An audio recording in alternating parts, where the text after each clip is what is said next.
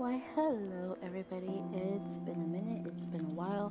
I don't really have a good excuse, so let's get started. So, from the title of this video, as you guys can see, I'm going to be talking about my very first K-pop journal and my current K-pop journals. I'm going to be showing you guys a flip through of my journals that I've completed, journals that I've used in the past, and I'm basically going to talk to you guys as to, I guess, talk about my journal journey and show you guys how much I've improved the stationery that I've been able to acquire and all of that jazz. So let's get started. So the first journal that I used was actually this white dotted Leuchtturm journal. I think that's how you pronounce it. I'm not really sure. I'm sorry if I'm butchering it. But this journal was, I guess you can say, the very first journal where I think I took journaling seriously. And this is, of course, the very first K-pop journal that I ever used. And during this time, I started this journal back in 2017. And this journal I didn't really have access to much stationery. The only stationery that I was able to acquire during this time was mostly through eBay. And back in 2017, there wasn't really, I guess, like this whole variety of different types of stationery. Everything was pretty generic, everything was pretty much the same. Like, I didn't AliExpress, I had just discovered AliExpress, but even then, AliExpress didn't really have much either. And Daiso is also a place where I first started to get my stationery from. So yeah, that was another cheap option for me. I didn't really have much money, so I basically just had to be creative with what I had. And this journal, I had a lot of trouble filling in this journal simply because this was the very first journal that I ever started. So I didn't really know what it is that I wanted to do, how I wanted my spreads to look. I feel like most of my spreads just kind of in a way look awkward and not cohesive. Like, I didn't really have a style. This was basically me just trying to figure out what it is that I liked, what it is that I didn't like. I did many types of styles. I did minimalism. I tried to do minimalism. I tried to do, like, I guess, a vintagey vibe.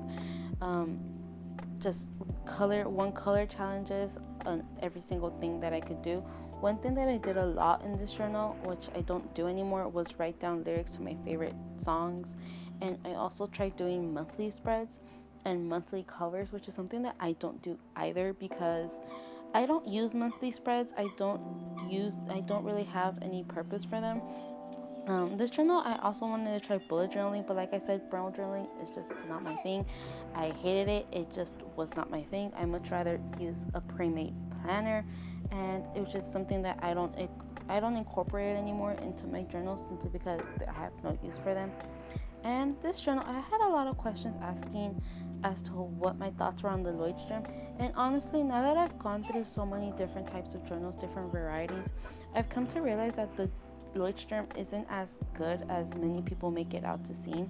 I just think that for the price of it, it's just pretty expensive and the quality of the pages are not that great. In fact, I think the pages are very thin. I don't really mind using dots that much, so I do prefer grid simply because I think grid makes my handwriting and I just think it makes my spreads look much more put together. But I don't know, this just wasn't my favorite journal that I've used. Even though I bought a second one, I don't really know why I bought a second one, but that's basically because I was only able, like, it was pretty easy for me to get these journals. They saw them at this bookstore called Kinokuniya, so that was kind of like the only journaling brand that I knew about. So that's basically what I stuck to. But I did not like it. I hated using it. I kind of felt like I had to make spread after spread because I wasted so much money on this journal. I kind of just felt like, even though I was growing bored with it, I didn't want to stop using it for the same reason because it cost way too much money, and I was like, nope, I need to finish using it. But yeah, you guys, and that's something that I kind of learned later on, that it's okay for me to stop a journal if I am not happy, and if I want to try something new, I can go right ahead and do it. So yeah, that's something that I recommend. Like, if you guys are not happy with a journal, it's okay if you want to start over. Trust me, you aren't the first person who's gonna waste a journal, and you won't be the last. So just go for it. And I also did monthly reviews, which I don't do anymore because I also don't find them useful. Like, I just find them kind of like, there's no purpose for me to do monthly reviews simply because there's times where I don't really do much. I kind of just This is why I prefer doing weekly little weekly inserts in my planner, which is why I bought a planner, so I can just write what I did that week if I did, and if I didn't, then oh well, so be it. So that's something that I don't really include. And yeah, you guys, like as you can see, this journal was basically all over the place. My calligraphy was not the best. I'm still working on calligraphy. I am not the best at calligraphy, and that's something that I'm still learning how to do. And so that's my very first completed K-pop journal. And so in my experience with the Leuchtturm, which is what I'm going to talk about right now, it's not that great. I don't recommend it. I really don't. If you want to try it, go ahead, but it's just not my thing. I kind of just felt like my spreads were repetitive. They were awkward. I wasn't happy with it. My stationery was very limited, which is okay. Like I had to basically just make use of what I had. And yeah, so now we're gonna go on to my next journal, which is the A5 6-ring binder. And the binder and the inserts are from AliExpress, except for that cover. My diary cover is actually from my planner. So let's get started. In this journal, I have so much fun using this journal. I don't use it as much as I did in the first as I did at first, simply because I will talk about that in a little bit. But this journal, I felt like I had a lot of creative freedom, and as you can see, I basically had much more access to many different kinds of stationery. Instagram shops, people make printables now. AliExpress has stepped up their game. Even though I don't shop from AliExpress anymore, I discovered many stationery stores here in my hometown where I'm from. And so Daiso, like stationery shops on Etsy, I was able to acquire, you guys, as you can see, just many more things, and I was able to basically just incorporate many more things to my spreads. And I think in this journal is where I truly lost my fear of trying new things, which is why I don't think I liked the Leuchtturm as much, because I was just kind of scared. I kind of started experimenting with placement, memo sheets. I didn't really have memo sheets as much in the beginning, and so memo sheets, like stickers, washi tapes, markers, like everything. I started doing a lot of theme spreads. Like for instance, I would not talk about just K-pop. I would talk about my day. I would talk about my favorite movies, my favorite books. Please excuse that squeaky toy in the background if you can hear it. My dog is in the room. So anyway, moving on. I did lots of spreads where I basically make my favorite member as a Greek goddess, a cafe date with my favorite member, so and so and so forth. So yeah, and also one thing that I really like about the 6-ring binders is just how customizable they are.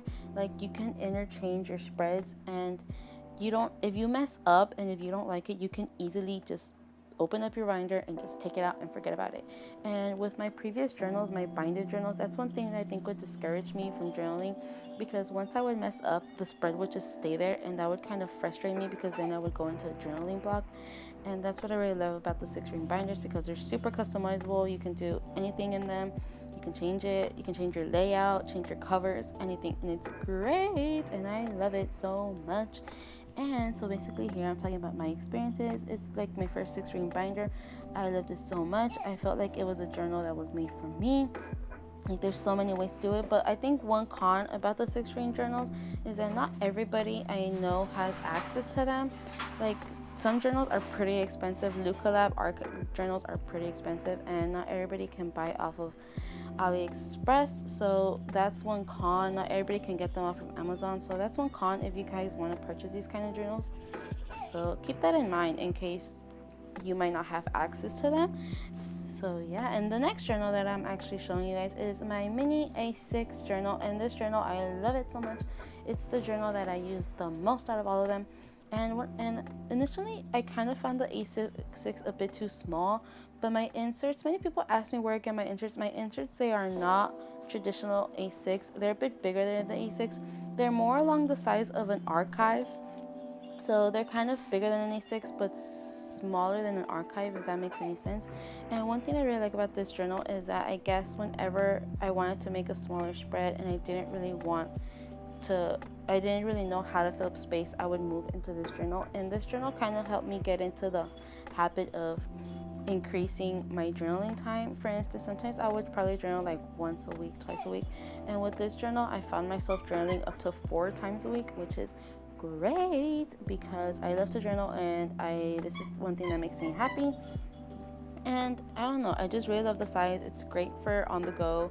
There's a much smaller sizes now if you guys want to try those sizes. There's A7, there's pockets, there's little 3-ring binders. Like, the possibilities are basically endless with these binders, and I love them. I love how I was able to try just different things. I got into layering. I wasn't really scared of doing spreads. I feel like my confidence really went up when I started using these binders. And like, I just love them. They're just great. They're awesome. Like, I highly recommend them. If you're able to get your hands on them, do it. I know some people don't like them. Like, some people prefer binded journals, and that's absolutely okay. It's just basically figuring out what it is that works for you.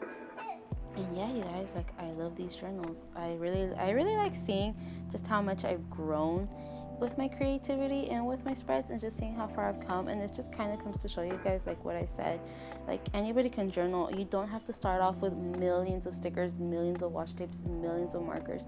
You can literally start off with just a random notebook that you can get from literally the dollar store, a marker, some pictures, and that's basically it. If you want to journal, then just go for it. Don't hesitate. Try it. Try new things. That's what journaling is all about. That's what the journaling community is all about. You don't have to have the prettiest spreads. You don't have to have the aesthetic. Like, just do it. It's awesome. And so if you want to get into journaling, don't hesitate. Just do it. Just do it. Just do it.